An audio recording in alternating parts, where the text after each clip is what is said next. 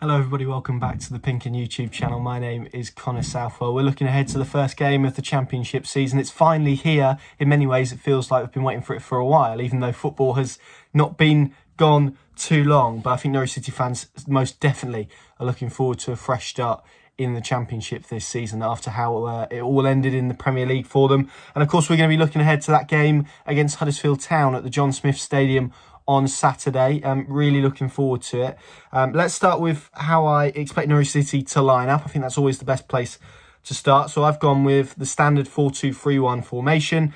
Tim Krul in goal. I've gone for a back four of Max Aarons, Christoph Zimmerman, Ben Godfrey and Javi Quintilla. We'll come back to that in a minute. Ollie Skipp and Kenny McLean and my midfield pivot. Essentially, I think they're probably the partnership that Daniel Farke will favour, particularly as we progress into the season. Todd Cantwell and Przemysław Poeta, either side of Kieran Dow, who is behind Teemu Pukki. So that's what I've gone for. A few noticeable omissions first and foremost. Emi Buendia suspended, of course, got red carded against Burnley towards the end of the Premier League season. He serves the final match of his 3-game suspension, essentially. So he'll be back for Preston next week. So that's why he's not included. And the other major talking point, I feel, is my omission of Ben Gibson, who, even though, as you probably saw earlier on the week in the channel, and if you haven't, and there's an interview with him down below, even though he probably feels physically fit, I think it's probably a big ask to throw him into the deep end straight away. And I think that given Daniel Farke's history in terms of new players, he likes to bed them in slowly, likes to give them a little bit of a period of introduction and getting to know his colleagues. So that's why Ben Gibson isn't in my team. I've touched upon the midfield too. I think they're probably going to offer Norwich the most balance. Really like the look of Oliver Skipp in pre-season, liked his tenacity, liked his bite. I think he's exactly what Norwich City have been lacking, and hopefully he can make that position his own. And we're not seeing a reliance on Alex Tettey that we did see last season. And in terms of the front three, Placheta over Hernandez. He played pretty much all of pre-season. Didn't play at Luton, of course, because he's been on international duty with Poland under-21s. I think there were signs in that last game against Darmstadt that Norwich were beginning to get a tune out of him, and teammates were beginning to understand how he likes to receive the ball. We've been told he's absolutely rapid. I think they're laughing inside the walls at Colney quite how quick he is.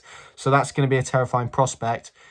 Equally, I'm intrigued to see how they manipulate his behaviour and how they extract his ability and extract his skill set into a team that's going to like to dominate possession and perhaps be a little bit more intricate when he is going to try and penetrate with his directness and with his pace and try and engage defenders one-on-one. That's going to be a fascinating dynamic, I think, in contrary to what we saw last season in terms of those inverted number 10. So that's why Placheta's in there. Kieran Dow, I didn't really, if I'm honest, think he was particularly suited to that floaty off the right role. I think when he's in possession, he glides, and that's why you want him as a number 10. I think he has got a little bit of that physical presence that's needed should Norwich City look to try and get Teemu Pukki in behind. And it's a big weekend for that man because he needs a goal and he needs to shrug off that hangover from the Premier League, if there is one. Of course, Norwich City looking to avoid their 13th straight defeat in all competitions. It is a club record now, so that needs to stop.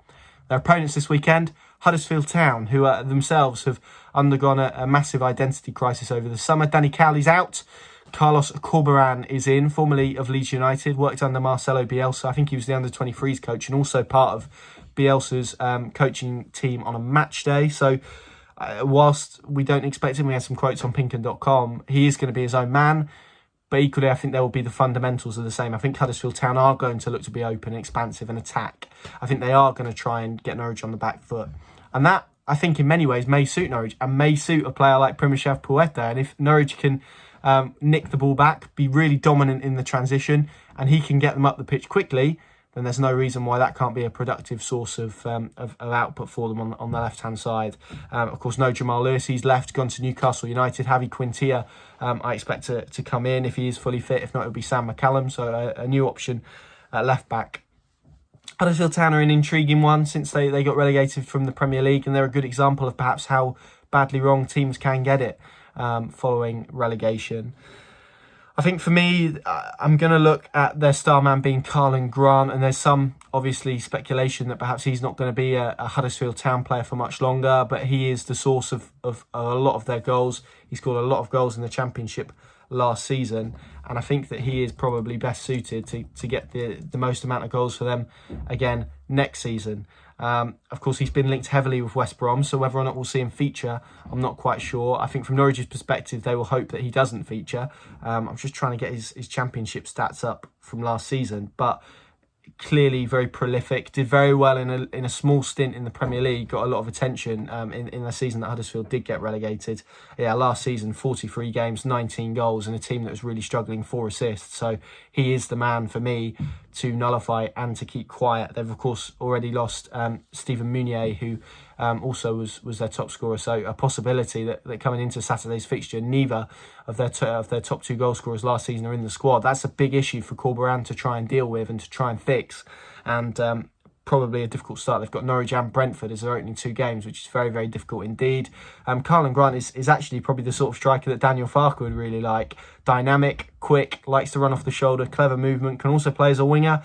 He's got a very, very good goal scoring record as well. Formerly of Charlton, 98 appearances, 21 goals, and then 57 appearances at Huddersfield, 23 goals, and 9 goals in 15 games for Crawley Town as well. So he is an experienced EFL operator, even though he's still only 22 years of age. If he does play, that's going to be a big task for Norwich City right off the bat to see how their defence has improved. Can Ben Godfrey and Christoph Simon contend Karlan Grant if he does start?